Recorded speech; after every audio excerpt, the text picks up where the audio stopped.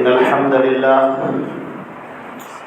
نحمده ونستعينه ونستغفره ونؤمن به ونتوكل عليه ونعوذ بالله من شرور أنفسنا ومن سيئات أعمالنا من يهده الله فلا مضل له ومن يضلله فلا هادي له وأشهد أن لا إله إلا الله وأشهد أن محمدا عبده ورسوله أما بعد فأعوذ بالله السميع العليم من الشيطان الرجيم قل إن صلاتي ونسكي ومحياي ومماتي لله رب العالمين لا شريك له وبذلك أمرت وأنا أول المسلمين۔ تمام تعریفیں اللہ رب العزت کے لیے ہیں جو ہمارا خالق و مالک ہے، آسمانوں اور زمین کا پیدا کرنے والا اور کل کائنات کا تنہا پالنہار ہے، جو وحدہ لا شریک لہ ہے، جو عرش پر مستوی ہے، جو اپنے احکامات کو نازل کرتا ہے، ہر ایک اس کے محتاج ہیں اور وہ کسی کا محتاج نہیں۔ یا ایھا الناس انتم الفقراء الی اللہ واللہ هو الغنی الحمید، اے تمام کے تمام لوگوں تم سب کے سب اللہ کے محتاج ہو اور اللہ تم میں سے کسی کا محتاج نہیں، وہ ہر ایک سے بے نیاز ہے۔ اللہ رب العزت کی حمد و ثنا کے بعد درود اور سلام ہو آخری پیغمبر حضرت محمد مصطفیٰ صلی اللہ علیہ وسلم پر، جو سید الاولین والآخرین ہیں، خاتم النبیین ہیں۔ اللہ رب العزت نے انہیں اس امت کا آخری نبی بنا کر بھیجا اور آپ نے فرمایا انا سید ولد آدم ولا فخر، اللہ نے پوری اولاد آدم کا مجھے سردار بنایا مگر مجھے کوئی اس پر فخر نہیں ہے۔ اللہ کے نبی صلی اللہ علیہ وسلم کی ذات پر اللہ نے دین اسلام کو مکمل کر دیا۔ فرمایا الیوم اکملت لکم دینکم واتممت علیکم نعمتی ورضیت لکم الاسلام دینا، آج کے دن میں نے تمہارا دین مکمل کر دیا اور اپنی نعمت تم پر تمام کر دی اور میں تمہارے لیے دین اسلام سے راضی ہو گیا۔ اللہ کی رحمتیں ہوں، برکتیں ہوں تمام صحابہ کرام پر، صحابیات پر، محدثین و محدثات پر اور تمام مومنین اور مومنات پر۔ حضرات گرامی، یہ مسجد حضرت حمزہ رضی اللہ تعالی عنہ کے نام پر ہے اور اس مسجد کو دیکھنے کا ایک بہت زمانے سے اشتیاق تھا۔ آج اللہ رب العزت نے وہ موقع عطا فرمایا کہ آج آپ تمام بھائیوں سے ملاقات ہو رہی ہے اور آپ کے درمیان اپنی بات کہنے کا موقع مل رہا ہے۔ اللہ رب العزت آپ تمام حضرات پر، آپ کے اہل و عیال پر اپنی رحمتیں نازل کرے اور ہم سب کو اپنی رحمتوں کے سائے میں رکھے، امن و امان میں رکھے، عافیت میں رکھے، پناہ میں رکھے، ہماری جان، مال، عزت اور آبرو کی ہر طرح سے حفاظت فرمائے۔ حضرات گرامی، یہ جو دن چل رہے ہیں، ذی الحجہ کا جو چاند نظر آیا ہے اور اس کے بعد سے یہ جو ایام ہیں، یہ ایام عشرہ کہلاتے ہیں، 10 دن کے ایام۔ اللہ کے پیارے نبی حضرت محمد مصطفیٰ صلی اللہ علیہ وسلم نے فرمایا ہے کہ ذی الحجہ کا چاند دیکھنے کے بعد سے اور جو یوم النحر ہے یعنی قربانی والا دن، یہ جو 10 دن ہیں، اللہ رب العزت کو کوئی عمل پورے سال میں اتنا پسندیدہ نہیں ہے جتنا ان ایام میں پسندیدہ ہے۔ آپ کی نماز پڑھنا، روزہ رکھنا، ذکر کرنا، تسبیح کرنا، صدقہ خیرات کرنا، نیکیوں کا کام کرنا، فرمایا کہ ان 10 دن کے اندر جتنا اللہ کو پسندیدہ ہے، جتنا مرغوب ہے، اتنا باقی ایام میں نہیں ہے۔ علامہ ابن تیمیہ رحمۃ اللہ علیہ سے پوچھا گیا کہ کیا رمضان کی جو آخری عشرہ ہے وہ بھی؟ تو انہوں نے کہا کہ اللہ رب العزت کا قول جو ہمارے نبی نے پیش کیا ہے اس میں دن کی بات کہی ہے۔ اگر دن کے لحاظ سے دیکھا جائے تو یہ ایام سب سے افضل ہیں، کیونکہ اسی میں یوم عرفہ ہے، اور اسی کے اندر حج ہوتا ہے، اور اسی کے اندر قربانی پیش ہوتی ہے۔ تو دن کے اعتبار سے یہ 10 دن سب سے زیادہ افضل ہیں، اور رات کے اعتبار سے رمضان کی راتیں سب سے افضل ہیں، اس لیے کہ اس میں لیلۃ القدر ہے، اور وہ لیلۃ القدر ہے کہ جو 1000 مہینوں سے بھی افضل ہے۔ لہٰذا یہ جو ایام ہیں اور اس میں جو عرفہ کا دن ہے، آپ دیکھیں کہ ہمارے نبی صلی اللہ علیہ وسلم نے فرمایا کہ جو عرفہ کا دن ہے، یعنی جس دن قربانی ہوتی ہے اس سے ایک دن پہلے جو 9 ذی الحجہ کا دن ہے، یہ 9 ذی الحجہ کا دن، اس میں اللہ کے نبی صلی اللہ علیہ وسلم فرماتے ہیں کہ اگر کوئی روزہ رکھتا ہے 9 ذی الحجہ کا روزہ، یہ روزہ رکھنا اللہ رب العزت اس پر اتنا ثواب عطا فرماتے ہیں کہ جتنے انسان کے صغیرہ گناہ ہیں وہ سب کے سب معاف ہو جاتے ہیں، اور جو انعام ملتا ہے وہ انعام ڈبل ملتا ہے۔ انعام 1 سال کے پورے روزے رکھنے کا ثواب، اور 1 سال آئندہ اگر آدمی روزہ رکھے تو اس کا جو ثواب ہوتا ہے وہ بھی اس کو دیا جاتا ہے۔ یہ اتنا ثواب جو اللہ رب العزت کی جانب سے ہے اور ہمارے نبی صلی اللہ علیہ وسلم نے ہمیں بتایا ہے، آپ یقین کریں کہ اللہ کی وہ رحمت ہے اور اللہ کی وہ عنایت ہے کہ جس سے باقی امتیں محروم رہ گئیں۔ انبیاء کرام نے باقاعدہ اللہ سے کہا کہ اے پروردگار تو ہمیں اس امت محمدیہ میں پیدا فرما، اللہ کے نبی صلی اللہ علیہ وسلم کی جو آخری امت ہے اس میں پیدا فرما۔ اس لیے اس کے اندر کا جو اللہ نے ثواب رکھا ہے اور اللہ کی جو خاص عنایت ہے اور چھوٹے چھوٹے عمل پر اللہ کا بے انتہا ثواب کا وعدہ ہے، یہ باقی لوگ اس سے محروم ہیں۔ آپ دیکھیں کہ ہمارے نبی صلی اللہ علیہ وسلم با اہتمام اس بات کا اہتمام فرماتے تھے کہ عرفہ کا روزہ ضرور بھی ضرور رکھا جائے، اور اسی طرح آپ نے ترغیب دی ہے۔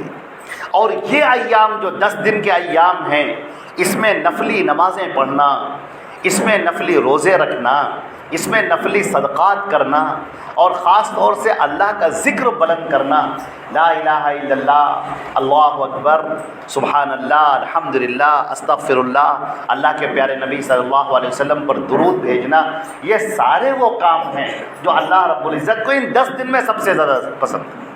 اور پسندیدہ صرف اتنا ہی نہیں کہ پسندیدگی ہے، اللہ نے قرآن پاک میں اس کا ذکر کیا، والفجر ولیال عشر، اور یہ قسم ہے فجر کی، اور یہ جو 10 ہیں راتیں، دن اور رات ملا کر 10 دن یا ایام، اکثر مفسرین نے لکھا ہے کہ اس سے ایام ذی الحجہ کے یہ دن مراد ہیں۔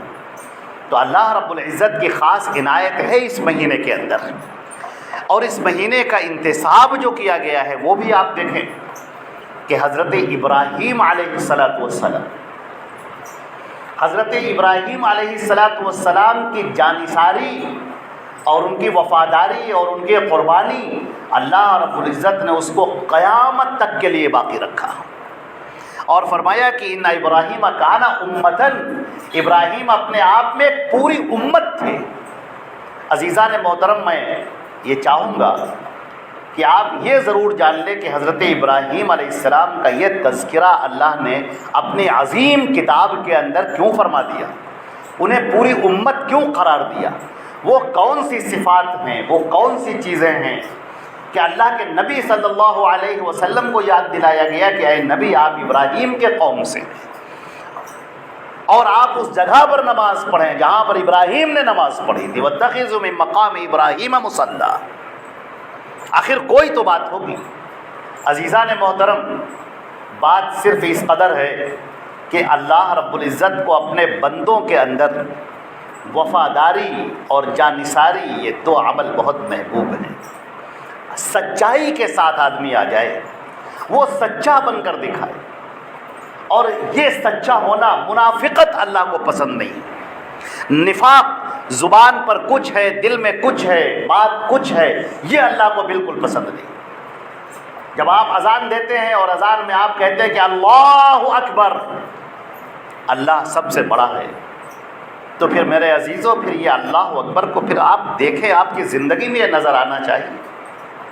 ایسا نہ ہو کہ دل کے اندر ڈر اور خوف تو کسی اور کا بیٹھا ہے۔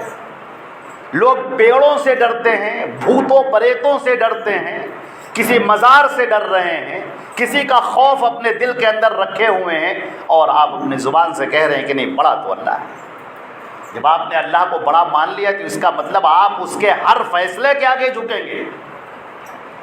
آپ نے اپنے آپ کو اللہ کے حوالے کر دیا کہ پروردگار تیرا جو حکم ہے میں اس کے لیے تیار ہوں۔ وہ بات میری سمجھ میں آئے نہ آئے، آپ کے نبی نے کہہ دیا کہ اللہ کا یہ فرمان ہے، بس گردنیں جھک گئی اور بات ختم ہو گئی کہ اس قول کے بعد میں پھر کوئی قول نہیں۔ اور ہمارے نبی کو بھی یہی بات پسندیدہ تھی۔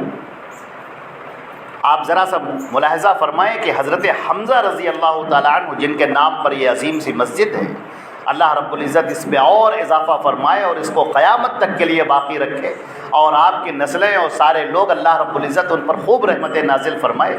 حضرت نبی کریم صلی اللہ علیہ وسلم نے جب اپنی دعوت پیش کی، اللہ کی وحدانیت کی، اللہ کے احکام کی، اور کفر اور شرک سے لوگوں کو منع کیا، اور کہا اپنی زندگی اللہ والی بناؤ، تقوی والی بناؤ، تم جنت میں جانے والے بنو۔ اللہ کے نبی نے جب یہ دعوت پیش کی تو کفار مکہ سب کے سب خفا ہو گئے۔ برسوں کے رشتے، خاندان، قرابت داریاں، رشتے داریاں توڑ دی۔ ایک سیکنڈ نہیں لگا، ایک منٹ نہیں لگا ان کو اللہ کے نبی صلی اللہ علیہ وسلم سے رشتے داریاں توڑ دینے، یہاں تک کہ انہوں نے کہا کہ ہمارا تم سے کوئی تعلق ہی نہیں۔ اور تو اور یہاں تک کہ انہوں نے اپنا سامان جو بیچتے تھے وہ انہوں نے دینے سے انکار کر دیا۔ حضرت عثمان غنی رضی اللہ تعالیٰ عنہ کی کپڑے کی دکان تھی، وہ ملک شام سے کپڑا لے کر آئے تھے۔ حضرت ابوبکر صدیق رضی اللہ تعالیٰ عنہ نے ان کو دعوت دی اسلام کی رات میں، دن میں وہ آئے تھے کپڑے کا پورا لٹھ لے کر، اپنے دکان کو بھر دیا تھا کہ اب سال بھر کا انتظام ہو گیا، اور رات میں حضرت ابوبکر صدیق رضی اللہ تعالیٰ عنہ سے ملاقات ہوئی۔ حضرت عثمان غنی رضی اللہ تعالیٰ عنہ کہنے لگے کہ حبل کی جے ہو، بڑا اچھا کاروبار ہوا ہے، بڑا قیمتی کپڑا لے کر آیا ہوں۔ حضرت ابوبکر صدیق رضی اللہ تعالیٰ عنہ نے چہرہ پھیر لیا، کبیدگی کے آثار چہرے پر آ گئے۔ حضرت عثمان نے کہا کہ وہ تو دوست تھے، کہا کہ کیا بات ہے، یہ پہلے جیسی بشاشت نظر نہیں آ رہی ہے، وہ پہلے جیسی بات نظر نہیں، کچھ بات ہے۔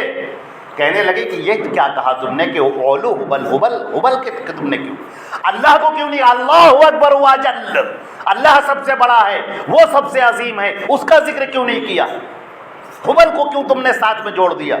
انہوں نے کہا یہ کیا بات کر رہے ہو، یہ کون سی بات ہے؟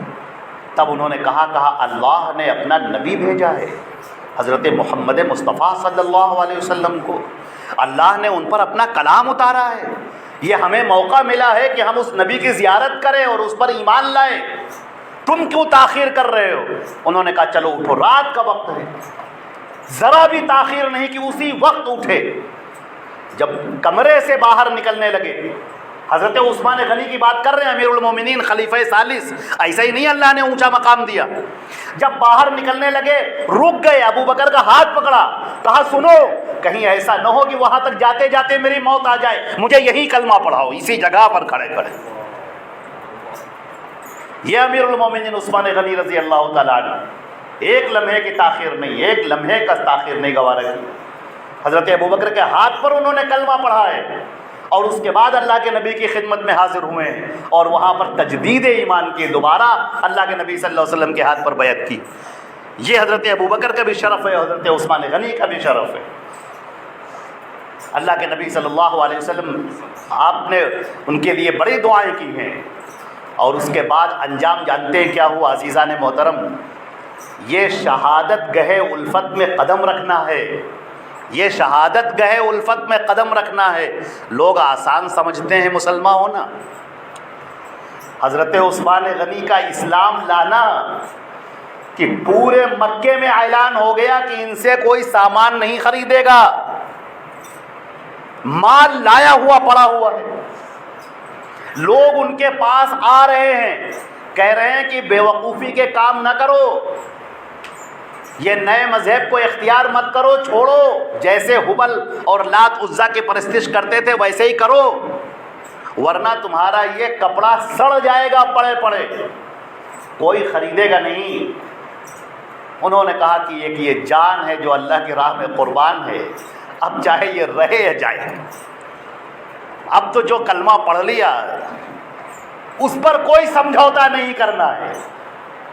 عزیزان محترم، یہ ہے ایمان۔ حضرت حمزہ رضی اللہ تعالی عنہ جب اللہ کے نبی صلی اللہ علیہ وسلم نے دعوت دینی شروع کی، پورا مکہ دشمن، بائیکاٹ پر آمادہ، دشمنی اتنی زیادہ بڑھی کہ آپ کو دیکھنا گوارا نہیں کرتے۔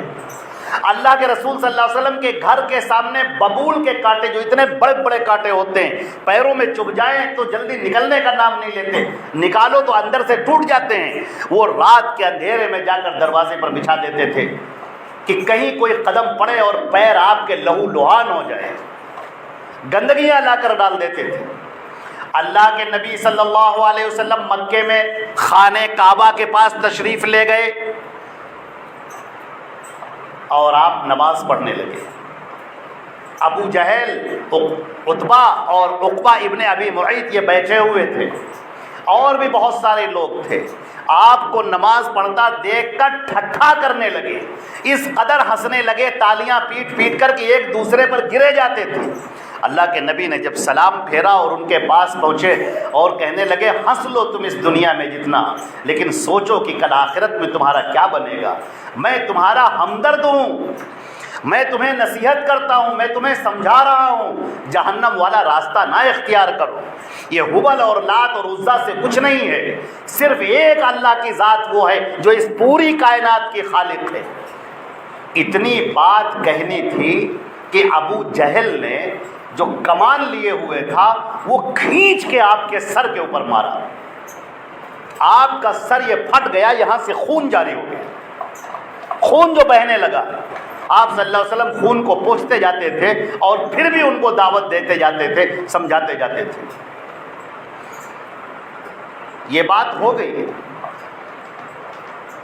حضرت حمزہ کی ایک لونڈی، ایک باندی، وہ سب یہ تماشا دیکھ رہی تھی۔ حضرت حمزہ انتہائی توانا جوان تھے، جوان رانا تھے، عبد المطلب کے بیٹے، اللہ کے نبی کے چچا، اور ہم عمر تھے بالکل۔ وہ شکار کھیلنے کے لیے گئے ہوئے تھے، شکار کھیل کر واپس آ رہے تھے، ابھی گرد و غبار بدن پر اٹا ہوا تھا،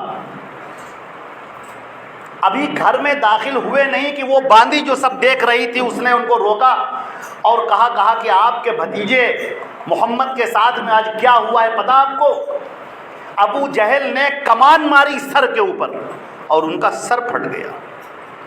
یہ بات سننی تھی کہ حضرت حمزہ غصے سے بے قابو ہو گئے، تلملا اٹھے اور کہا حمزہ کا بھتیجا اور اس پر کوئی ہاتھ اٹھائے۔ فوراً اسی وقت واپس پلٹے، ابو جہل کے پاس پہنچے اور جیسے ہی وہ باہر نکلا آپ نے اپنی کمان لے کر اسے مارا اسی طرح اس کے سر کے اوپر، اور اس کا خون بہنے لگا اور کہنے لگا تیری اتنی ہمت ہو گئی کہ تو میرے بھتیجے پر ہاتھ اٹھائے۔ خیر لوگوں نے اور بیچ براؤ کیا، پھر آپ وہاں سے واپس آئے اور گھر کے اندر داخل ہوئے۔ اللہ کے پیارے نبی بیٹھے ہوئے ہیں، حضرت حمزہ پہنچے، اپنی تیر اور کمان ٹانگا اور خوشی سے آئے، کہنے لگے کہ محمد کیا تمہیں پتہ ہے کہ آج میں نے کیا کیا؟ آپ نے کہا چچا جان کیا کیا؟ کہا کہ تمہیں ابو جہل نے مارا تھا آج دن میں اس کا بدلہ لے کر آ رہا ہوں۔ اللہ کے نبی صلی اللہ علیہ وسلم فرماتے ہیں چچا جان میں ان باتوں سے خوش نہیں ہوا کرتا، یہ سب باتیں خوش کرنے والی نہیں ہیں، میری خوشی تو یہ ہوگی جب آپ اللہ کے دین میں داخل ہو جائیں، آپ جنت والے راستے پر آ جائیں، جہنم کے طریقے کو چھوڑ دیں، ایک اللہ کی آپ عبادت کرنے والے بن جائیں۔ حضرت حمزہ یہ سن کر سن رہ گئے بالکل، انہوں نے کہا یہ کیا ہے آخر؟ اور کوئی ہوتا تو خوش ہوتا کہ آپ نے ہمارا سپورٹ کیا، آپ نے ہماری مدد کی، لیکن نہیں، ان کو اس سے کوئی مطلب ہی نہیں، اس بہتے ہوئے خون سے کوئی لینا دینا نہیں۔ ان کو اس بات کی غرض ہے کہ یہ آدمی جہنم سے نکل کر جنت والا بن جائے، یہ شرک اور کفر سے نکل کر توحید پر آ جائے، بس اس کی فکر ہے۔ چنانچہ حضرت حمزہ رضی اللہ تعالیٰ عنہ نے اسلام قبول کیا، اللہ کے نبی صلی اللہ علیہ وسلم کے ہاتھ پر اسلام قبول کیا۔ اور حضرت حمزہ وہ ہیں کہ جب شہید ہوئے ہیں تو اللہ کے نبی صلی اللہ علیہ وسلم کی آنکھوں سے آنسو جاری ہو گئے۔ آپ نے کہا کہ حمزہ میرا داہنا ہاتھ تھا، آپ نے کہا کہ یہ سید الشہداء ہے، اور آپ نے ان کے لیے بڑی دعائیں کی۔ عزیزان محترم، یہ وہ زندگی ہے جس کو اللہ رب العزت نے فرمایا قرآن پاک میں، جو ابھی میں نے آپ کے سامنے آیت کی تلاوت کی، قل ان صلاتی و نسکی و محیای و مماتی، اے نبی آپ یہ کہہ دیے بے شک میری صلاۃ، میری نماز، و نسکی میری قربانی، اور مفسرین نے لکھا ہے کہ نسک میں ساری عبادتیں شامل ہیں، جتنی عبادتیں۔ اللہ فرماتا ہے کہ آپ کہہ دیجئے کہ بے شک میری نماز، میری قربانی، میری زندگی، محیایا میری زندگی، و مماتی میری موت، للہ رب العالمین لا شریک لہ، یہ صرف رب العالمین کے لیے ہے۔ میں نماز پڑھ رہا ہوں کس کے لیے؟ عزیزان محترم ذرا بالکل کان کھول کر ایک بات سنیے گا، نماز ہم پڑھ رہے ہیں کس کے لیے؟ اللہ کے لیے۔ تو ہمیں اس بات کی فکر ہونی چاہیے کہ ہمارے نبی نے نماز کیسے پڑھی، کوئی کیا کہتا ہے، فلاں کیا کہیں گے، وہ صاحب کیا کہیں گے، دوست کیا کہیں گے، احباب کیا کہیں گے، ہمیں اس کی فکر نہیں۔ یہ نماز تم اللہ کے لیے پیش کر، تمہیں دیکھنا ہوگا ہمارے نبی نے فرمایا صلو کما رأیتمونی اصلی، تم سب لوگ چاہے وہ مرد ہوں چاہے عورتیں، سب کے سب نماز ویسے پڑھو جیسے مجھے پڑھتا ہوا دیکھ رہے۔ میری نماز کس کے لیے؟ بہت سارے لوگ کہتے ہیں کہ مولانا صاحب بات تو صحیح ہے، ٹھیک ہے، آپ یہاں ہاتھ باندھیے یہ بھی ٹھیک ہے، یہاں باندھیے یہ بھی ٹھیک ہے، رفع الیدین کیجیے یہ بھی ٹھیک ہے، نہ کیجیے وہ بھی ٹھیک ہے، تو ٹھیک ہے سب۔ نہیں صاحب، آپ ٹھہریے، آپ سوچئے کہ جب آپ اللہ کے سامنے کھڑے ہوں گے اور اللہ رب العزت آپ سے سوال کرے گا کہ تم یہ بتاؤ کہ میرے حبیب نے نماز کیسے پڑھی تھی، ویسے تم نماز پڑھ کر آئے کہ نہیں؟ کیا تمہارے سامنے حدیثیں موجود نہیں تھیں؟ کیا تمہارے سامنے میں نے محمد رسول اللہ صلی اللہ علیہ وسلم کی ساری حدیثیں قیامت تک کے لیے محفوظ نہیں کر دی تھی؟ پھر کیا تمہارے پاس ان کو پڑھنے کے لیے وقت نہیں تھا؟ پھر تم کیا سوچ رہے تھے؟ تمہارے پاس اپنے نبی کو پڑھنے کے لیے وقت نہیں۔ حیرت کی بات، میرے عزیزوں ذرا سوچو، اس جملے کو پھر سنیے، اے مسلمانوں تمہارے پاس اپنے نبی کی حدیثوں کو پڑھنے کے لیے ٹائم نہیں۔ کیا اس سے بڑھ کر کوئی محرومی ہو سکتی؟ اس سے بڑھ کر کوئی محرومی اور بدقسمتی ہو سکتی کہ آپ کے نبی کی حدیثوں کو اللہ نے قیامت تک کے لیے محفوظ کر دیا اور ہمارے پاس ان حدیثوں کو پڑھنے کا وقت نہیں؟ ہمارے پاس یہ زندگی اتنی بھاگ دوڑ کی زندگی ہو گئی کہ آج ہم حدیث کی کتابیں نہیں پڑھ سکتے۔ آج ہمارے سامنے بخاری اور مسلم کو کھولنے کا وقت نہیں، اس کو دیکھنے کا وقت نہیں، اس کی حدیثیں پڑھنے کا وقت نہیں۔ اور تو اور کوئی بیچارہ پڑھنے کے لیے تیار ہو جائے، ہمارا کوئی نوجوان تیار ہو گیا، کوئی شخص تیار ہو گیا کہ چلو اپنے نبی کی باتوں کو پڑھتے ہیں، اپنے نبی کے فیصلوں کو پڑھتے ہیں، تو کچھ اور آ جاتے ہیں، کہتے ہیں یہ کیا کر رہے ہو تم، یہ تو علماء کے پڑھنے کی چیزیں ہیں، یہ تو مولانا لوگ کے پڑھنے کی چیزیں ہیں، تم کہاں اسے پڑھنے بیٹھ گئے؟ اے سبحان اللہ، کیا بات آپ نے کی! یہ تو بالکل ویسے ہی ہو گیا جیسے ہمارے یہاں، ہم اپنے ہندوؤں کے یہاں دیکھتے ہیں کہ برہمن ایک قوم ہوتی ہے، ان کے ہاں یہ ہے کہ صاحب یہ وید کون پڑھے گا؟ صاحب برہمن پڑھیں گے، باقی کوئی نہیں پڑھ سکتا۔ باقی کوئی پڑھے تو اس کے کان میں پگھلا کے سیسا ڈال دو، اس کے منہ میں انگارہ رکھ دو۔ اگر کوئی زبان اس وید کو پڑھنا چاہے تو اس کی زبان کاٹ دو، خبردار، یہ کہاں تم چلے گئے؟ یہ اللہ کے نبی کی حدیثیں سنو بہت غور سے، یہ غیر مسلموں کے بھی پڑھنے کے لیے ہیں، یہ اس زمین پر بسنے والے ہر انسان، ہر جنات کے لیے ہے۔ تم نے کیا سمجھ رکھا ہے؟ اللہ کے نبی کی حدیثیں یہ اللہ نے اتاری ہیں، اپنے نبی کی زبان پر جاری کی ہیں، اور فرمایا وما ينطق عن الهوى ان هو الا وحی یوحى، یہ محمد اپنی طرف سے کوئی بات نہیں کہتے، یہ جو بھی کہتے ہیں ہماری اتاری ہوئی وحی ہوتی ہے، یہ ہماری بات کرتے ہیں۔ یہ محمد صلی اللہ علیہ وسلم الامین ہیں، ایک لفظ کی بھی ہیرا پھیری نہیں کرتے، ایک لفظ بھی ادھر سے ادھر نہیں ہوتا، یہ جو بات کرتے ہیں ہماری بات کرتے ہیں۔ اور اللہ کے نبی تو اس پوری دنیا کے انسانوں اور جناتوں کے لیے نبی ہیں، ان کی باتوں کا پڑھنا یہ ہم سب کے لیے ہے، سارے لوگوں کے لیے ہے، مردوں کے لیے بھی، عورتوں کے لیے بھی، بوڑھوں کے لیے بھی، بچوں کے لیے بھی، سب کے لیے ہے وہ۔ لیکن آج ہمارے یہاں معاملہ یہ ہو گیا کہ ہم آج لوگوں کے چہرے دیکھنے لگتے ہیں، فلاں کیا کہیں گے، فلاں کیا کہیں گے، لوگ کیا کہیں گے، یہ سب چھوڑیے۔ کلہم آتیہ یوم القیامت فردا، کل قیامت کے دن ہر آدمی تنہا اللہ کے سامنے کھڑا ہو کر اپنا حساب دے رہا ہوگا۔ اللہ پوچھے گا، براہ راست اس سے سوال کرے گا، یہ تم نے کیوں کیا، یہ کیوں نہیں کیا، ایسا کیوں کیا، ایسا کیوں نہیں کیا۔ اے نبی آپ یہ کہہ دیے قل ان صلاتی و نسکی، میری جتنی عبادتیں ہیں سب کے سب وہ اللہ کے لیے، اللہ کو راضی کرنے کے لیے، اللہ کو خوش کرنے کے لیے۔ ہم اس دنیا میں امتحان دے رہے ہیں، اللہ رب العزت نے ہمیں اس دنیا کے اندر بھیجا ہے تاکہ ہم وہ کام کریں جو اچھائی کے کام ہیں، جو اللہ کو خوش کرنے والے کام ہیں، اللہ کو ناراض کرنے والے کاموں سے ہم بچیں اور بھاگیں اور دور رہیں۔ عزیزان محترم، اللہ رب العزت کو یہ صداقت، یہ سچائی اور جانثاری یہ سب سے زیادہ پسند ہے۔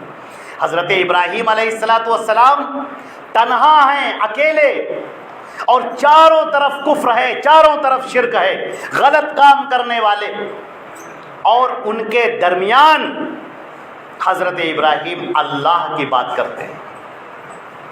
لوگوں نے انہیں پکڑ کر جلانا چاہا، مارنا چاہا، ختم کر دینا چاہا، کہ انگاروں میں پھینکنا چاہا، لیکن انہوں نے کہا کہ نہیں، ایک اللہ اور اس کی باتیں بس۔ عزیزان محترم، کاش کہ یہ جذبہ ہم سب کے اندر آ جائے۔ یہ حضرت ابراہیم کا جذبہ، حضرت ابو بکر صدیق کا جذبہ، حضرت عثمان غنی کا جذبہ، حضرت عمر فاروق، حضرت سیدنا علی مرتضیٰ رضی اللہ تعالی عنہم اجمعین اور تمام صحابہ کرام کا جذبہ، وہ طاقت، وہ ایمانی طاقت وہ ہمارے اندر آ جائے، جو صرف اللہ کی رضا کو دیکھتی ہے۔ اس کی نگاہ صرف یہ ہے کہ میرا اللہ راضی ہو جائے، باقی یہ چند رشتوں کے کھلونے ہیں جو ہم کھیلتے ہیں، ورنہ سب جانتے ہیں کون یہاں کس کا ہے۔ یہ زندگی تو ختم ہو جائے گی اور ہمیں اللہ کے سامنے کھڑا ہونا ہوگا۔ ہمیں اپنی زندگی اپنے نبی حضرت محمد مصطفیٰ صلی اللہ علیہ وسلم کے حکم کے مطابق بسر کرنی ہے، ان کے طریقے کے مطابق بسر کرنی ہے، یہی ہماری زندگی کی کامیابی ہے۔ اللہ رب العزت ہم سب پر رحم فرمائے، ہم سب کو دین اسلام پر چلنے کی توفیق عطا فرمائے، ہم سب کو دین اسلام کو سمجھنے کی توفیق عطا فرمائے، قرآن اور حدیث سے جڑنے کی توفیق عطا فرمائے، اور جو ایمان، جو توحید ہمارے سینوں میں ہے وہ دوسروں تک پہنچانے کے اللہ توفیق عطا فرمائے۔ اقول قولی ھذا استغفر اللہ لی ولکم ولسائر المسلمین من کل ذنب فاستغفروہ انہ هو الغفور الرحیم۔